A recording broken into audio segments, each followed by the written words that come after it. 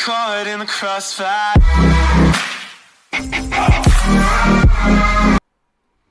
Hello everyone, welcome back. English की इस series में हमने नाउन को कंप्लीट कर लिया है। जिन्होंने भी नाउन को अच्छे से नहीं पढ़ा है तो वो पिछले क्लासेस देख लीजिए।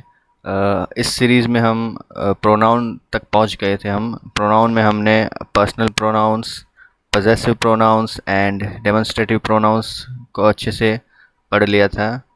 इन प्रोनाउंस में हमने I, me, we, us, you, he, him, she, her, it, they and them को यूज़ करना सीखा था और इनका यूज़ कहाँ किया जाता है और कैसे किया जाता है, कितने केस में किया जाता है, तो ये पढ़ा हमने। फिर पजेसिव प्रोनाउंस में हमने अधिकारवाचक सर्वनाम पढ़े, जिनमें हम अधिकार जताते हैं किसी वस्तु या व्यक्ति पर, जैसे mine, ours, yours, his, hers and theirs पर।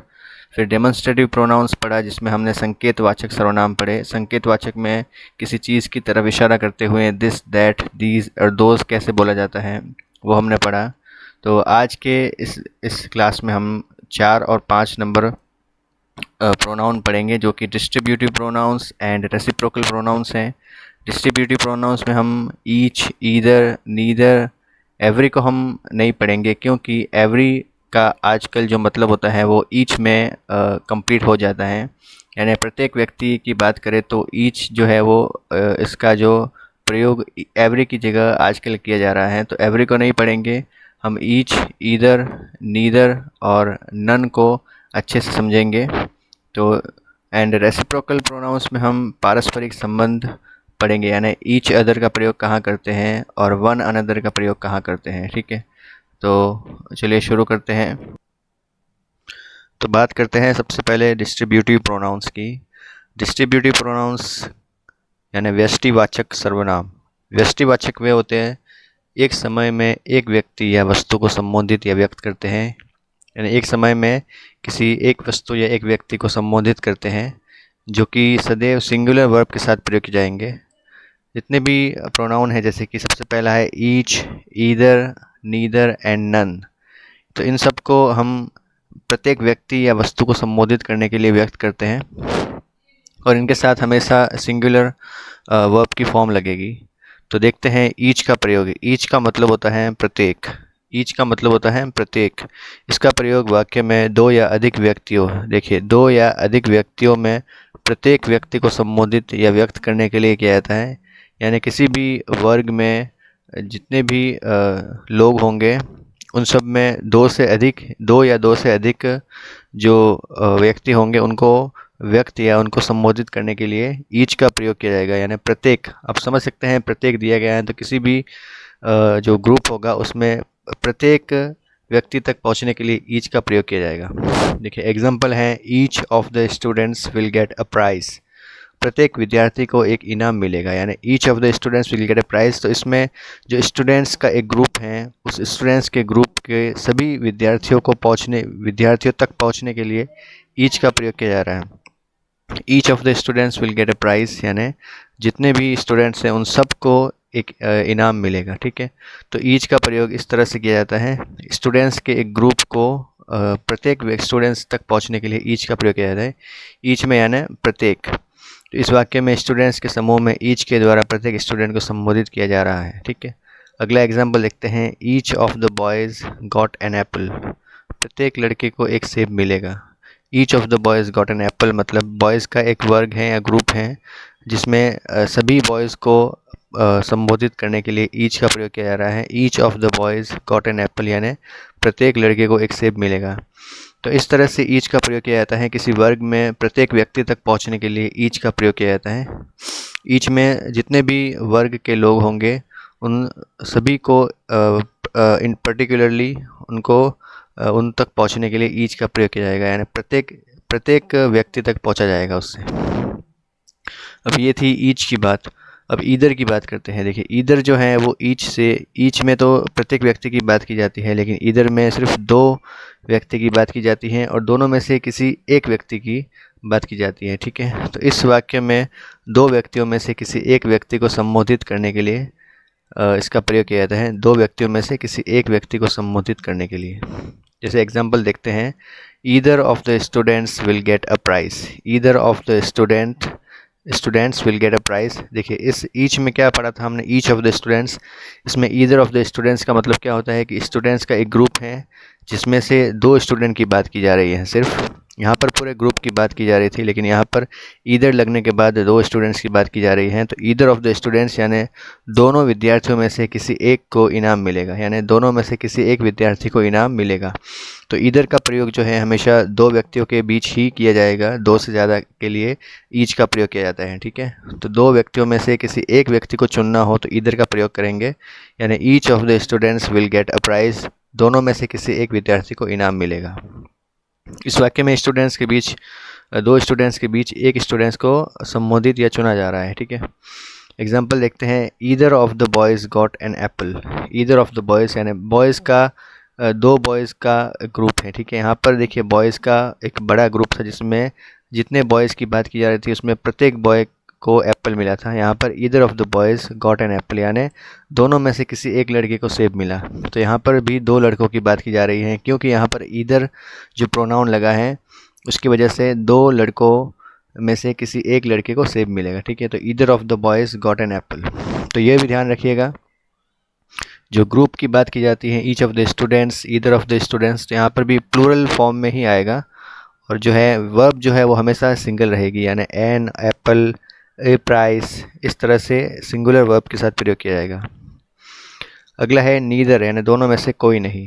देखिए हमने बात की ईच यानी प्रत्येक की, ईदर यानी दोनों में से कोई एक की, और नीदर यानी दोनों में से कोई भी नहीं। यानी जब बात की जाए किसी ग्रुप के दो व्यक्तियों की और दोनों में से किसी को भी कुछ नहीं प्राप्त होने वाला है, तब तो नीदर का प्रयोग किया जाता है। इस वाक्य में दो व्यक्तियों में से किसी को भी संबोधित नहीं करने के संदर्भ में किया जाता है, यानी किसी को भी संबोधित नहीं करने के संदर्भ में देखते हैं, neither of the students will get a price. Neither यानी किसी भी, दोनों में से किसी को भी जो है प्राइज़ नहीं मिलेगा, दोनों में से किसी भी विद्यार्थी को इनाम नहीं मिलेगा। तो neither of the students will get a price.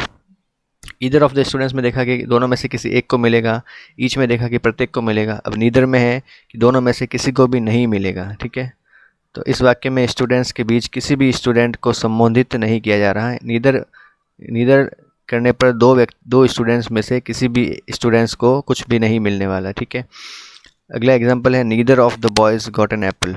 Neither of the boys got an apple यानी दोनों में से किसी भी लड़के को सेब नहीं मिलेगा। नीदर ऑफ द बॉयज़, तो नीदर में से दोनों में से किसी को भी नहीं। तो देखिए नीदर, ईदर और ईच, प्रत्येक, यह ईच जो है वो ग्रुप के प्रत्येक व्यक्ति की बात करता है। ईदर जो है वो ग्रुप के दो स्टूडेंट्स में से या दो व्यक्ति में से किसी एक व्यक्ति की बात करता है, और नीदर जो है वो दो व्यक्ति में से किसी एक की भी बात नहीं करता।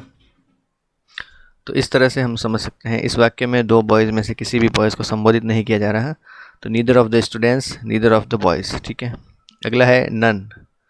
नन यानी इसका प्रयोग वाक्य में जब किसी भी व्यक्ति को संबोधित नहीं करना हो, जब किसी भी व्यक्ति को संबोधित नहीं करना हो। देखिए नीदर में तो सिर्फ दो व्यक्ति हैं, तो दोनों में से किसी को संबोधित नहीं कर रहे हैं तो नीदर का प्रयोग करेंगे। अगर दो से ज़्यादा लोग हैं और उन सभी लोगों में से किसी को भी संबोधित नहीं करना है तो हम नन का प्रयोग करेंगे। नन यानी कोई नहीं। देखिए example, none of the students will get a prize. None of the students will get a prize यानी किसी भी विद्यार्थी को इनाम नहीं मिलेगा। तो इस ग्रुप में एक से ज़्यादा व्यक्ति हैं और दो से ज़्यादा व्यक्ति हैं। दो व्यक्ति होते तो नीदर का प्रयोग करते हैं, दोनों में से किसी को नहीं मिलने वाला तो नीदर का प्रयोग करते, लेकिन दो से ज़्यादा व्यक्ति हैं यहाँ पर, तो none of the students will get a prize यानी किसी भी विद्यार्थी को इनाम नहीं मिलेगा। ऐसे ही none of the boys got an apple. None of the boys got an apple यानी किसी भी लड़के को सेब नहीं मिला। None of the boys got an apple. तो इस तरह से हम समझ सकते हैं कि ईच का प्रयोग, ईदर का प्रयोग, नीदर का प्रयोग और नन का प्रयोग जब किसी ग्रुप के प्रत्येक व्यक्ति की बात की जाती है तब ईच का प्रयोग किया जाता है। जब किसी ग्रुप में दो लोगों में से किसी एक की बात की जाती है तो ईदर का प्रयोग करते हैं, और जब किसी दो लोगों में से किसी की भी बात नहीं की जाती तो उसको नीदर यानी दोनों में से कोई नहीं, और जब किसी ग्रुप में किसी की भी बात नहीं की जा रही हो तो यहाँ पर कोई नहीं यानी नन का प्रयोग किया जाता है। तो इस तरह से यह था डिस्ट्रीब्यूटिव प्रोनाउंस यानी व्यष्टिवाचक सर्वनाम। अगला पढ़ते हैं हम रेसिप्रोकल प्रोनाउन, देखिए रेसिप्रोकल प्रोनाउन का मतलब परस्पर संबंधवाचक सर्वनाम है। परस्पर संबंध कैसे होता है? ऐसे प्रोनाउन जिनके माध्यम से एक दूसरे के प्रति परस्पर संबंध को व्यक्त किया जाता है। एक दूसरे के प्रति परस्पर संबंध कैसे? जैसे एग्जाम्पल में देखें, दो प्रोनाउन काम आते हैं यहाँ पर, each other and one another. Each other का प्रयोग, वन अनदर का प्रयोग कहाँ करेंगे, आइए देखते हैं। सबसे पहला है ईच अदर। ईच अदर का मतलब होता है एक दूसरे को। ईच अदर मतलब एक दूसरे को। इसका प्रयोग वाक्य में दो व्यक्तियों के बीच, देखिए दो व्यक्ति इंपॉर्टेंट है, याद रखना। दो व्यक्तियों के बीच परस्पर संबंध को बताने के लिए व्यक्त किया जाता है। यानी एग्जाम्पल देखते हैं, the two friends quarrelled with each other. The two friends quarrelled with each other, यानी दो दोस्तों ने एक दूसरे के साथ झगड़ा किया, एक दूसरे से झगड़ा किया। तो एक दूसरे का परस्पर संबंध बताया जा रहा है ईच अदर के साथ। जब जो एक दूसरे यानी जब दो व्यक्तियों की बात की जाती है तो ईच अदर का प्रयोग किया जाएगा।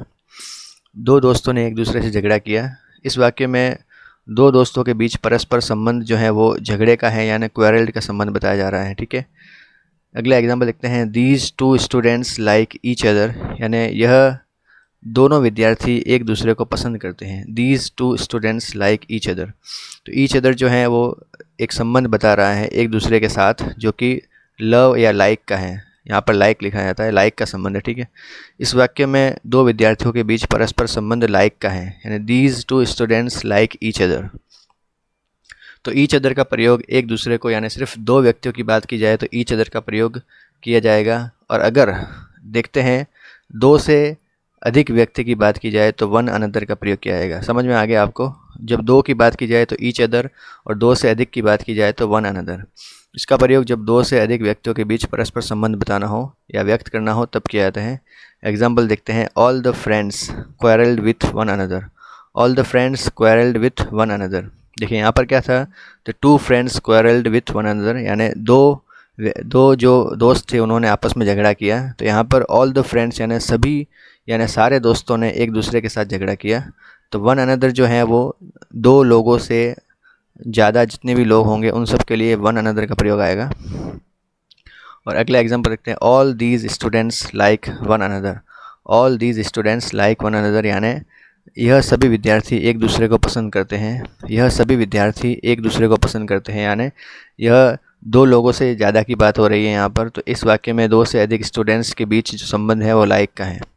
तो यह सबसे सिंपल मेरे ख्याल से सर्वनाम होगा, क्योंकि यहाँ पर ईच अदर और वन अनदर में एक ही डिफरेंस है, जो कि ईच अदर का प्रयोग दो व्यक्ति के बारे में जब बात की जा रही हो तो एक दूसरे के प्रति जो परस्पर संबंध होगा वो ईच अदर का दो व्यक्तियों के बीच ही होगा।